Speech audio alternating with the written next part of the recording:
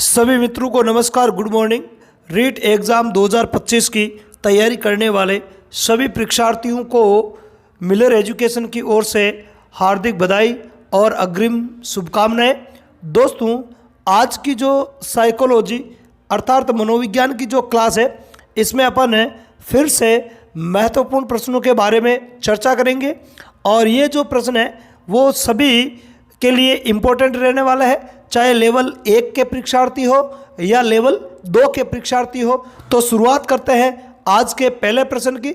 आज का पहला प्रश्न है, निम्न में से कौन सा सही है? ऑप्शन ए सृजनात्मक चिंतन परीक्षण टोरेंस, ऑप्शन बी वैज्ञानिक सृजनात्मक परीक्षण हैरिस, ऑप्शन सी सृजनात्मक बैटरी परीक्षण बीके पासी, ऑप्शन डी उपयुक्त तीनों सही है और ऑप्शन ई में है अनुत्तरित प्रश्न। तो देखो, इस प्रश्न में क्या दे रखा है, विभिन्न परीक्षण दे रखे हैं और सामने उनके जनक दे रखे हैं। कौन सा जनक का या परीक्षण का सुमेलन सही नहीं है, उसको अपने को पहचान करनी है। तो देखो, सृजनात्मक चिंतन परीक्षण है वो टोरेंस ने दिया था, ये सत्य है। ऑप्शन बी में दे रखा है वैज्ञानिक सृजनात्मक परीक्षण हैरिस ने दिया, बिल्कुल ये भी सही है। ऑप्शन सी है सृजनात्मक बैटरी परीक्षण, तो ये परीक्षण आपके बी के पासी ने ही दिया था, है ना। बी के पासी बैटरी, देखो ध्यान रखना, इसका ट्रिक क्या हो जाएगा, बैटरी परीक्षण बी के पासी, बी बैटरी, ठीक है। तो बी के पासी, तो कहने का मतलब ये हो गया उपयुक्त तीनों ही जो कथन है वो सत्य है। अगला प्रश्न देखते हैं, मेडिसिन व जॉनसन के अनुसार बाल अपराध में वृद्धि के प्रमुख कारण है। मतलब मेडिसिन और जॉनसन के अनुसार बाल अपराध में जो वृद्धि होती है या जो बढ़ोतरी हुई है, उसका प्रमुख कारण क्या है? ऑप्शन ए देखो, जनसंख्या में सामान्य वृद्धि के परिणाम स्वरूप, ऑप्शन बी है शहरी वातावरण में रहने के परिणाम स्वरूप, ऑप्शन सी है अशिक्षा के कारण, ऑप्शन डी है ए एवं बी, ऑप्शन ई में है बी एवं सी। तो इसका जो राइट आंसर है वो हो जाएगा अपने ऑप्शन डी, ए एवं बी। देखो, मेडिसिन और जॉनसन ने बाल अपराध के कुछ कारण बताए थे, है ना। बाल अपराध अपन साइकोलॉजी में पढ़ता है ना, बाल अपराधी बालकों के बारे में। तो बाल अपराध में वृद्धि का जो कारण है वो इन्होंने 2 कारण बताए थे। एक तो बताया था जनसंख्या में सामान्य वृद्धि के परिणाम स्वरूप बाल अपराध बढ़ता है, और एक शहरी वातावरण में रहने के कारण भी बाल अपराध में क्या होती है, वृद्धि होती है। इसलिए इसका जो राइट आंसर है वो हो जाएगा ऑप्शन डी, ए एवं बी दोनों। अगला प्रश्न है, यशपाल समिति के संबंध में कौन सा कथन सही नहीं है? देखो, प्रोफेसर यशपाल समिति जो गठित की गई थी उसके संबंध में कुछ तथ्य दे रखे हैं, उन तथ्यों में से कौन सा जो तथ्य वो सही नहीं है उसको अपने को पहचानना है। तो ऑप्शन ए है अपने समिति का निर्धारण 2005 में, ऑप्शन बी अध्यक्ष professor Yashpal, option C report का नाम शिक्षा बिना बोझ के, ऑप्शन डी सदस्यों की संख्या 28 और ऑप्शन ई में है अनुत्तरित प्रश्न। तो देखो, इस प्रश्न का जो राइट आंसर है वो हो जाएगा अपने ऑप्शन डी सदस्यों की संख्या 28। ये कथन सही नहीं है।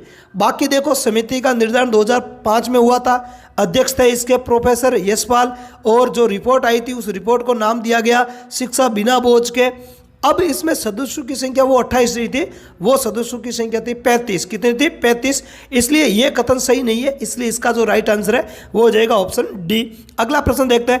अगले प्रश्न से पहले एक सूचना मैं आपको दे दूं, और सूचना ये है कि आप हमारे यूट्यूब चैनल के अतिरिक्त मिलर एजुकेशन के टेलीग्राम चैनल से भी जुड़ सकते हो। और टेलीग्राम पर जुड़ने का आपको फ़ायदा क्या होगा? फ़ायदा ये होगा कि रीट के सिलेबस के अनुसार सब्जेक्ट वाइज आपको एक निश्चित टाइम टेबल के तहत, एक निश्चित शेड्यूल के तहत डेली क्विज मिलती है, और क्विज से ही आपको बहुत सारा बेनिफिट मिलेगा, ठीक है। तो क्विज में ऑल सब्जेक्ट आ जाएगी, तो वहाँ पर भी आप जुड़ सकते हो। और एक निश्चित टाइम टेबल बना हुआ है, एक निश्चित शेड्यूल बना हुआ है, जिसके तहत आपको डेली क्विज मिलता है। तो आपकी तैयारी को उससे भी आपको मजबूती मिलेगी। तो हमारे टेलीग्राम चैनल को ज्वाइन करना ना भूलें, और साथ ही साथ आप चैनल पर नए हो तो इस चैनल को आप सब्सक्राइब भी जरूर कर लो, क्योंकि मैं डेली मॉर्निंग में 6:05 पे साइकोलॉजी की क्लास अपलोड करता हूँ। क्लास में महत्वपूर्ण, इम्पोर्टेंट और परीक्षा की दृष्टि से आने वाले सवालों को ही शामिल करता हूं, है ना। विश्लेषण के साथ प्रश्न बनाता हूं और वही प्रश्न रखता हूं जिससे आपकी तैयारी सुदृढ़ हो, है ना, आपकी तैयारी की परख भी हो सके। ऐसा नहीं कि कोई भी उठा के प्रश्न दे दिया, ऐसी बात नहीं होती है, ठीक है। तो प्रश्न वेल अप टू डेट प्रश्न आपको मिलेंगे चैनल पर भी, इस पर भी मिलेंगे आपको, और टेलीग्राम पर भी आपको रोज मिलता है। तो हमारे दोनों ही चैनल को ज्वाइन जरूर कर लेना है। आगे प्रश्न देखते हैं। अगला चौथा प्रश्न है, सीखना आदतों, ज्ञान व अभिव्यक्तियों का अर्जन है, कथन है। देखो ये कथन किसका है, अर्थात ये परिभाषा मान लो कि सीखना आदतों, ज्ञान व अभिव्यक्तियों का क्या है, अर्जन है। तो ये कथन है। अर्जन का मतलब क्या होता है, प्राप्त करना, है ना। ऑप्शन ए देखो, ऑप्शन ए में है वुडवर्थ, ऑप्शन बी में है Crow and Crow, option C में है गेट्स, ऑप्शन डी में स्किनर और ऑप्शन ई में अनुत्तरित प्रश्न। तो इस प्रश्न का जो राइट आंसर है वो हो जाएगा आपके option B, Crow and Crow. अगला प्रश्न है, सीखना मतलब सीखना क्या है। ऑप्शन ए संपूर्ण जीवन चलता है, ऑप्शन बी नया कार्य करना, ऑप्शन सी व्यक्तिगत व सामाजिक दोनों, ऑप्शन डी उपयुक्त सभी, ऑप्शन ई में है अनुत्तरित प्रश्न। तो देखो सीखना संपूर्ण जीवन चलता है, बिल्कुल सही बात। व्यक्ति जीवन की प्रत्येक अवस्था में कुछ न कुछ तो सीखता ही रहता है, बिल्कुल सही है। ऑप्शन बी में नया कार्य करना है, बिल्कुल सही है। जब अपन कोई नई चीज सीखते हैं तो वो एक नए कार्य को करने के समान ही होता है, क्योंकि उसमें नया होता है ना। सीखने का मतलब ही क्या होता है, नई चीज को ग्रहण करना, है ना। यदि कोई चीज अपने को पहले से आ रही है तो उसको सीखना थोड़ी कहेंगे, वो तो अपने पहले से सीखी हुई है। ऑप्शन सी में देखो व्यक्तिगत व सामाजिक दोनों, बिल्कुल सही। जो सीखना होता है वह व्यक्तिगत और सामाजिक दोनों प्रकार का होता है, और ऑप्शन डी में उपयुक्त सभी। इसका मतलब है कि इसका जो राइट आंसर है वो हो जाएगा ऑप्शन डी, उपयुक्त सभी। अगला प्रश्न है, कौन सा व्यक्तिगत विभिन्नता का कारण नहीं है। ऑप्शन ए परिपक्वता, ऑप्शन बी वंशानुक्रम, ऑप्शन सी निर्देशन, ऑप्शन डी वातावरण और ऑप्शन ई में अनुत्तरित प्रश्न। तो देखो व्यक्तिगत विभिन्नताओं का कारण कौन सा नहीं है। देखो परिपक्वता बिल्कुल होती है, परिपक्वता, है ना। परिपक्वता के आधार पर भी दो जो व्यक्ति होते हैं वो भिन्न होते हैं, कोई ज़्यादा परिपक्व होता है, कोई कम परिपक्व होता है। वंशानुक्रम अलग अलग का अलग अलग वंशानुक्रम होता है, तो वंशानुक्रम के कारण भी विभिन्नताएं उत्पन्न होती हैं। इस हिसाब से वंशानुक्रम के आधार पर भी दो व्यक्ति समान नहीं होते हैं। यहाँ तक कि एक ही माता पिता के जो जुड़वा भाई बहन है या एक ही माता पिता की संतानें होती है, वो भी व्यक्तिगत विभिन्नताएं उनमें भी पाई जाती है। अगला है निर्देशन। देखो निर्देशन नहीं है, निर्देशन जैसे मान लिया कि क्लास में बैठे हो या सामूहिक रूप से कोई बैठे हैं तो उनको निर्देश दिया जाता है, तो सबको एक साथ एक समान निर्देश दिया जाता है, तो ये नहीं होता है। बाकी वातावरण है वो भी विभिन्नताओं का कारण होता है, ठीक है। तो इसका जो राइट आंसर है वो क्या रह जाएगा, आपके ऑप्शन सी रह जाएगा। अगला प्रश्न है, निम्न में से कौन सा एक पावलोव के अनुबंधन सिद्धांत से संबंधित नहीं है। देखो पावलोव ने कुत्ते पर प्रयोग किया था, वो आपको पता लार वाला घंटी बजा के भोजन देना, है ना। तो पावलोव ने जो अनुबंधन जो सिद्धांत दिया था उससे संबंधित कौन सा एक नहीं है। ऑप्शन ए विलोपन एवं सामान्यीकरण, ऑप्शन बी स्वतः पुनर्स्थापन, ऑप्शन सी अवरोध एवं विभेदन और ऑप्शन डी में चिन्हीकरण, ऑप्शन ई में अनुत्तरित प्रश्न। तो देखो इस प्रश्न का जो राइट आंसर है वो क्या होगा। देखो विलोपन और सामान्यीकरण, स्वतः पुनर्स्थापन, अवरोध और विभेदन, ये जो पांचों जो तथ्य हैं वो पावलोव के अनुबंधन सिद्धांत से जुड़े हुए हैं। इन सब की अलग अलग परिभाषाएं होती है। विलोपन क्या होता है, सामान्यीकरण क्या होता है ना, ये सब अलग अलग चीजें हैं। पर जो चिन्हीकरण जो है ये इससे संबंधित नहीं है, इसलिए इसका जो राइट आंसर वो हो जाएगा ऑप्शन डी। अगला प्रश्न है, मेस्लो के आवश्यकता अनुक्रम सिद्धांत के अनुसार बताई गई आवश्यकताओं का सही क्रम है।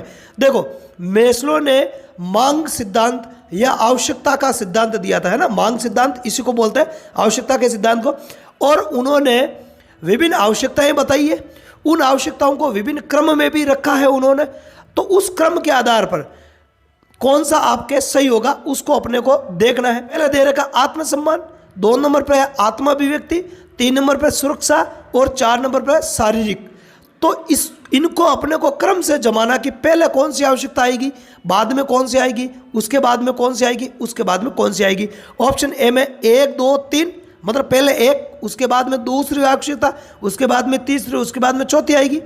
ऑप्शन बी में चौथी, मतलब चौथी पहले आएगी, तीसरी उसके बाद में आएगी, दूसरी उसके बाद में आएगी और 1 नंबर पर जो लिख रखी है वो सबसे बाद में आएगी। फिर ऑप्शन सी में है 4 नंबर वाली पहले आएगी, 3 नंबर वाली बाद में आएगी, फिर 1 नंबर, फिर 2 नंबर और ऑप्शन डी में 4 नंबर 1, 3 और 2 और ऑप्शन ए में अनुत्तर प्रश्न। तो देखो इनका जो सही क्रम होगा वो क्या होगा, वो हो जाएगा आपके ऑप्शन सी। पहली आवश्यकता बताई थी उन्होंने शारीरिक, दूसरी बताई सुरक्षा की आवश्यकता, तीसरी बताई थी आत्मसम्मान की आवश्यकता और चौथी जो सबसे लास्ट में उत्पन्न होती है वो होती है आत्म अभिव्यक्ति की आवश्यकता। तो क्रम क्या रहेगा, 4 3 1 2। क्या रहेगा, 4 3 1 2। अगले प्रश्न पर चलते हैं। अगला प्रश्न है, जब प्राणी अपने शरीर में एकत्र ऐसे पदार्थों को निकालने की आवश्यकता महसूस करता है जो उसके जीवन के लिए संकट उत्पन्न कर सकते हैं, तो इस प्रकार की आवश्यकता को कहते हैं। देखो कोई भी प्राणी है और प्राणी के शरीर के अंदर कुछ ऐसे पदार्थ बनते हैं जिनको निकालना उसके लिए बेहद आवश्यक होता है। यदि वो नहीं निकालेगा तो उसके लिए संकट खड़ा हो जाएगा। जैसे मान लिया कि अपने शरीर में यूरिया बनता है, क्या बनता है, यूरिया, और यूरिया को मूत्र निर्माण की क्रियाविधि के द्वारा बाहर निकाल दिया जाएगा। अब यदि मूत्र निर्माण की क्रियाविधि में कोई गड़बड़ी हो जाएगी या मूत्र विसर्जन की प्रक्रिया ठीक से व्यक्ति में नहीं होगी तो यूरिया हमारे शरीर में संग्रहित होता जाएगा और आप परिणाम जानते ही हो।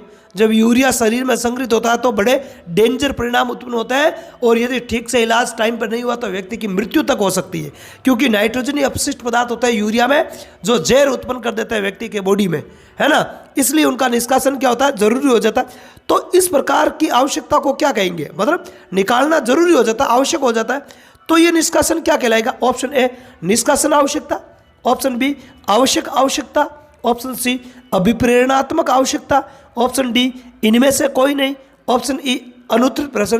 तो इसको अपन कहेंगे निष्कासन आवश्यकता। क्या कहेंगे इसको, निष्कासन आवश्यकता कहेंगे। आगे बात समझ में, ये इसका राइट आंसर होगा। अगला और आज का अंतिम प्रश्न है। देखो अंतिम प्रश्न पढ़ने से पहले मैं आपको फिर से एक बार याद दिला दूं, प्लीज़ चैनल पर आप नए हो तो चैनल को सब्सक्राइब कर लो। एक सब्सक्राइब करने से आपका कुछ नहीं होगा, साथ ही साथ आपको बेनिफिट ही मिलेगा कि जैसे ही मैं कोई वीडियो अपलोड करूंगा उसका नोटिफिकेशन आपको तुरंत मिल जाएगा। केवल 10% लेता हूं अभी फ़िलहाल में, आप कहोगे तो मैं ज़्यादा % ले लूँगा, लेकिन फ़िलहाल छोटा वीडियो ही रखा है ताकि आप खाना खाते टाइम पढ़ सको या पढ़ते पढ़ते बोर हो सको तो अपनी बालकनी में वगैरह घूम रहे हो तो घूमते घूमते आप पढ़ सकते हो कि भाई चलो 10% है, कम से कम 10% तो देख ही लेते हैं, 5 मिनट 10 मिनट लगेंगे। साथ ही साथ आप मान लिया कि सुस्ती आ रही है पढ़ते पढ़ते तो आप लेट कर देख सकते हो, है ना। आपको सर्दी लग रही है, ठंड लग रही है, मॉर्निंग में जल्दी उठते हो, उठने का मन नहीं कर रहा है तो मेरे वीडियो को आप खोल के आसानी से देख सकते हो, ठीक है। तो आपको फ़ायदा ही होगा कहने का मतलब। तो प्लीज़ चैनल को जल्दी से सब्सक्राइब कर लो और बेल आइकन को भी प्रेस कर लो। अब देखते हैं अगला प्रश्न है, आरटीई 2009 के संबंध में कौन सा कथन सही नहीं है। देखो आरटीई राइट टू एजुकेशन है ना, शिक्षा का अधिकार अधिनियम 2009 है, इसके अनुसार या जो इसमें जो प्रावधान किए गए हैं या इससे संबंधित कौन सा कथन है वो सत्य नहीं है या सही नहीं है। ऑप्शन देखो, ऑप्शन ए है इसका उल्लेख अनुच्छेद 45 में है, ऑप्शन बी इसमें कुल 7 अध्याय 38 धारा एवं 1 अनुसूची शामिल है, ऑप्शन सी इसके साथ ही शिक्षा को बच्चों के लिए मौलिक अधिकार के रूप में घोषित करने वाला भारत विश्व का 135वां देश बन गया, ऑप्शन डी है इनमें से कोई नहीं, और ऑप्शन ई है अनुत्तरित प्रश्न। तो देखो मैं बता दूं आपको, इसका उल्लेख अनुच्छेद 45 में बिल्कुल सत्य बात है। इसमें अध्याय कितने 7, धाराएं कितनी है 38 और अनुसूची कितनी है 1। साथ ही साथ आरटीई 2009 के लागू होने के साथ ही भारत बच्चों के लिए शिक्षा को मौलिक अधिकार के रूप में घोषित करने वाला विश्व का 135वां देश बन गया। ये कथन भी सत्य है, इसका मतलब सारे कथन सत्य हैं, इसलिए इसका जो राइट आंसर है वो हो जाएगा आपके ऑप्शन डी, इनमें से कोई नहीं, मतलब कोई गलत नहीं है, सब सत्य है। आगे बात समझ में। तो आज की क्लास में इतना ही। अगली क्लास अर्थात कल सुबह फिर नई क्लास के साथ आपसे भेंट होगी। तब तक के लिए जय हिंद।